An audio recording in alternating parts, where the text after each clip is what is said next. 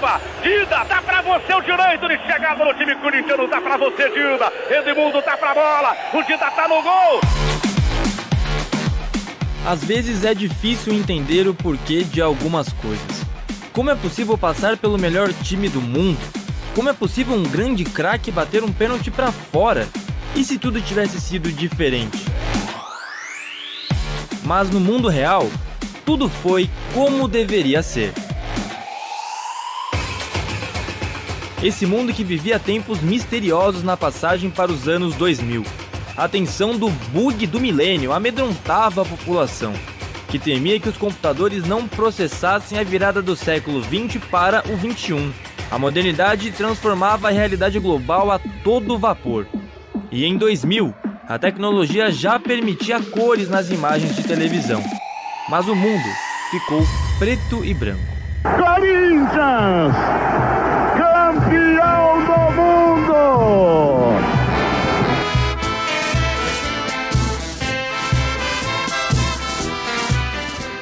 Corinthians, o time do povo, bicampeão brasileiro de 1998 e 99, escolhido como o clube representante do país sede, que recebia a primeira edição do Mundial de Clubes organizado pela FIFA.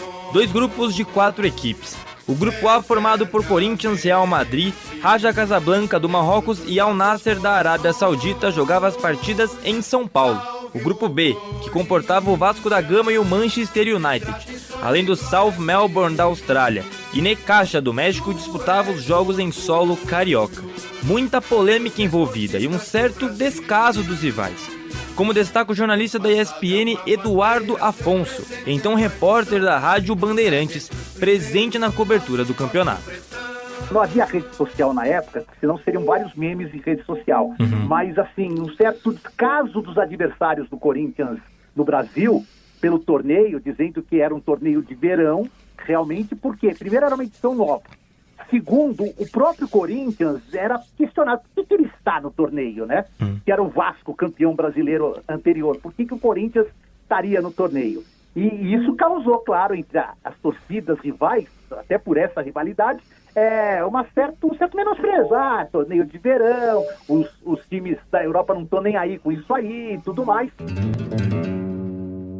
Real Madrid e United, que estavam em meio aos seus campeonatos locais, apresentavam um menor interesse, que custaria caro no final.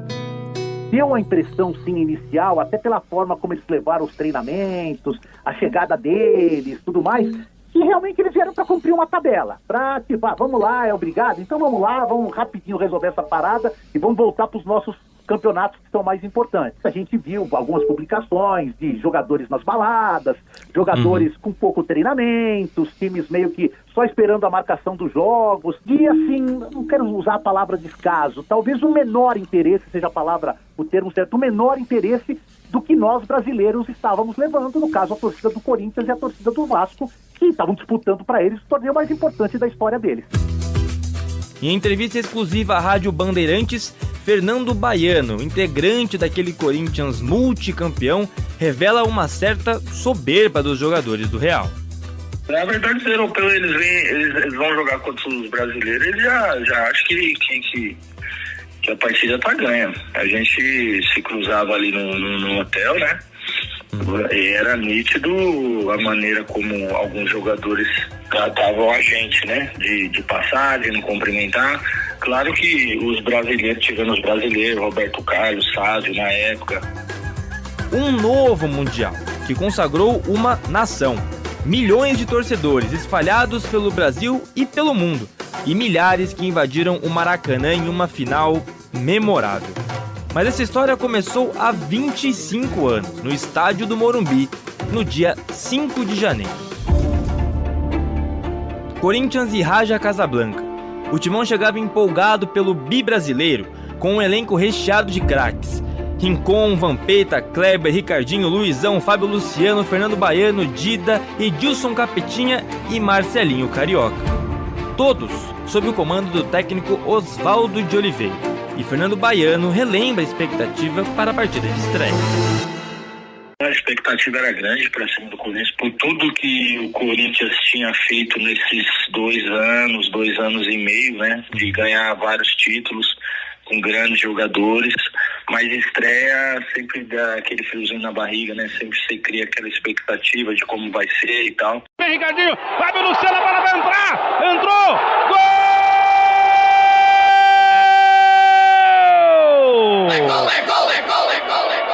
Do Corinthians!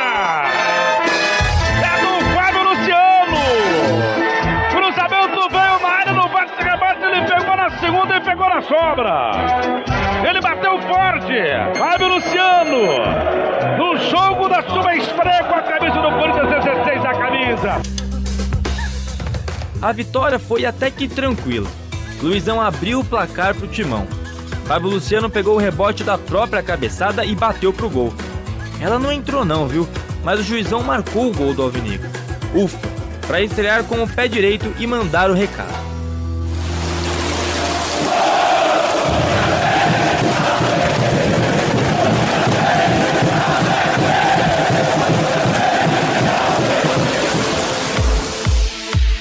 Dia 7 de janeiro. Um dilúvio atingiu a cidade de São Paulo. Era um prenúncio do temporal causado por Edilson Capetinho, um jogador polêmico, que apesar da pouca altura, se agigantava e não se permitia abaixar a cabeça para ninguém, nem mesmo para o clube tido como o maior do mundo, o Real Madrid, adversário repleto de estrelas, uma verdadeira constelação, mas de ambos os lados. O duelo começou muito antes do apito inicial, com uma brincadeira de Edilson em relação ao zagueiro francês, campeão do mundo de 98, Christian Carembé. Brincadeira essa que o próprio Edilson explicou. Aquele episódio todo, né, começou com o seu Vampeta. Ele me perguntou sobre o Carembé e eu disse a ele, rapaz, esse cara não joga nada, esse cara é ruim. E isso chegou no ouvido do cara, né, chegou para eles e foram pegar a resposta deles lá.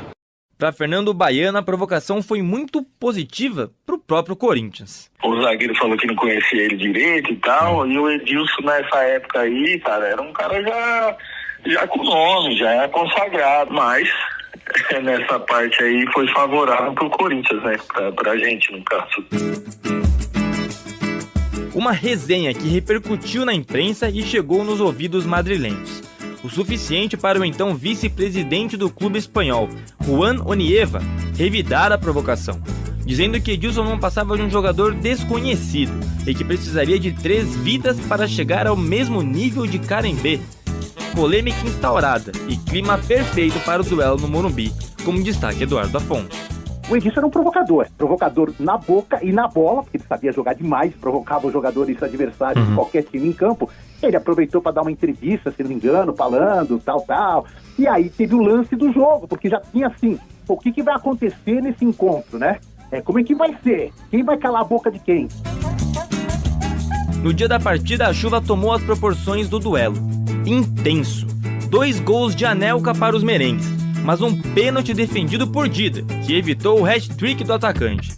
Pelo lado corintiano, Edilson brilhou. 2 gols, o segundo uma verdadeira pintura, para mostrar a Carembé sua identidade inconfundível. Enchanté, je m'appelle Edilson Capetinho. Em português, com Luciano do Vale. Lá vai Edilson, passou pelo Carembé, bateu, gol!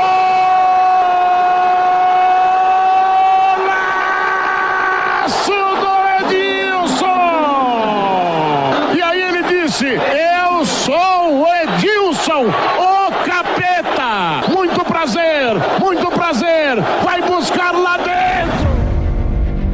Resultado final 2-2. Tudo igual no Morumbi. Vaga a ser decidida contra o Al Nassr.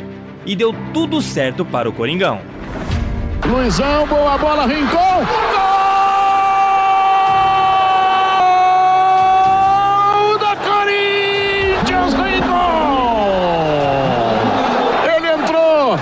Foi rolada com açúcar pelo Luizão, ele bateu, indefensável. Ricardinho abre o placar com um golaço. Chegando na área, Fred Rincon bate cruzado e alivia a alma da fiel torcida. Passaporte carimbado para o RJ, local da grande final no dia 14 de janeiro. Como palco da decisão, o famigerado Maracanã. Em tese, uma decisão fora de casa, não quando se tem a fiel torcida ao lado.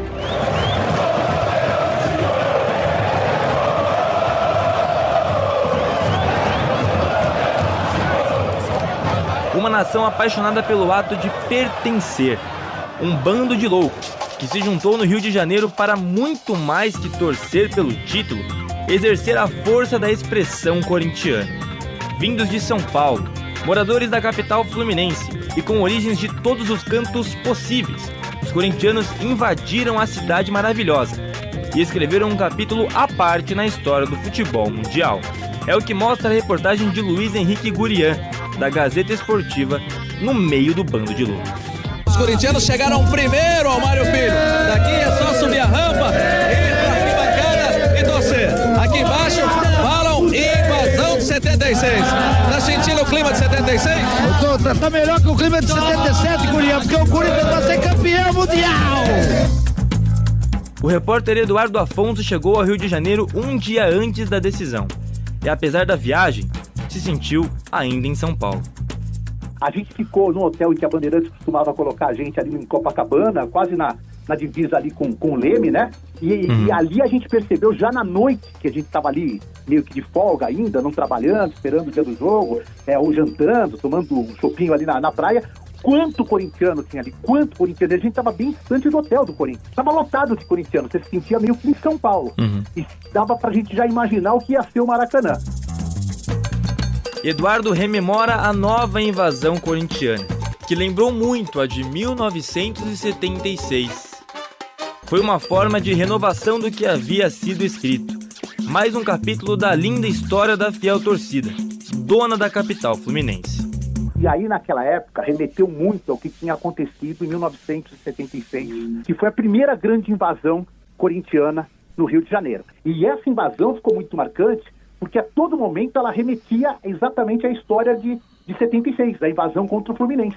E claro que o corintiano de 2000 era uma geração totalmente diferente daquela de 76. E eles queriam repetir o feito, que era tão comemorado por seus pais, por seus avós, pelos parentes mais antigos que até participaram da primeira invasão. E não tinha como ser diferente. As arquibancadas do Maracanã foram tomadas pela Legião Alvinegra Paulista. Eram cerca de 30 mil fiéis, calando os vascaínos com um canto que ficou eternizado e que refletia o DNA do clube, o todo-poderoso Timão.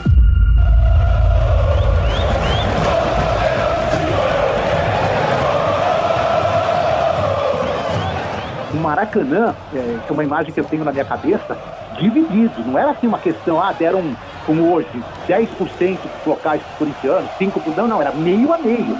Corinthians e Vasco dividiram o Maracanã como o Vasco e Flamengo na época. De dentro do campo, o Fernando Baiano viu a dimensão do que estava acontecendo. Me lembro que o estádio cheio, né? A torcida do Corinthians invadiu. Embalado pela fiel, o todo-poderoso enfrentou um fortíssimo Vasco da Gama. Com Juninho Pernambucano, Amaral, Felipe, Mauro Galvão, Ramon, Elton e uma dupla com um pouquinho de qualidade, né, Edu? O Vasco tinha uma dupla de ataque, Edmundo e Romário, cara, entendeu? Assim, era a dupla da seleção brasileira da época, eram talvez os dois jogadores mais badalados do futebol brasileiro na ocasião. Um duelo de gigantes, com equilíbrio durante os 90 minutos. Nada de gols, nem mesmo na prorrogação. E a história se desenhou para que as penalidades máximas decidissem o desfecho do grande campeão do mundo em solo brasileiro. E foi tenso.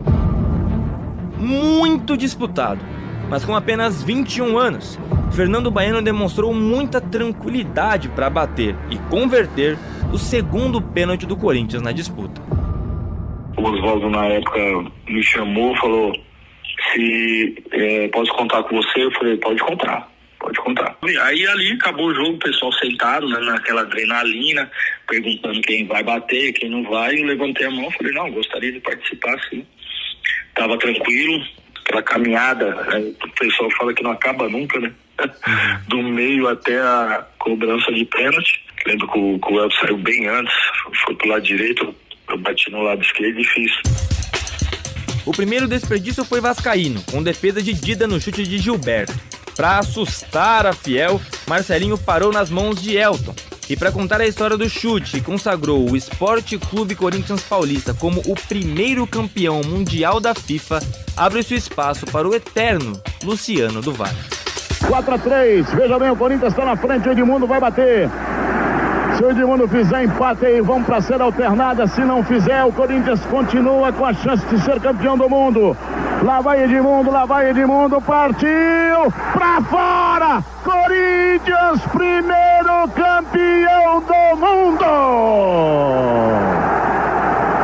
Corinthians, campeão do mundo!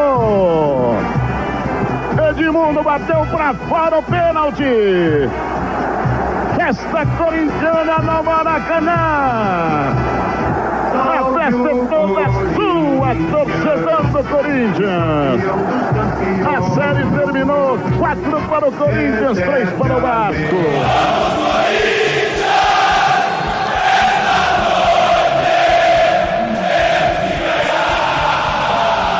Para fazer delirar a nação corintiana, para mostrar a força do Todo-Poderoso, figurando entre os primeiros no planeta futebol.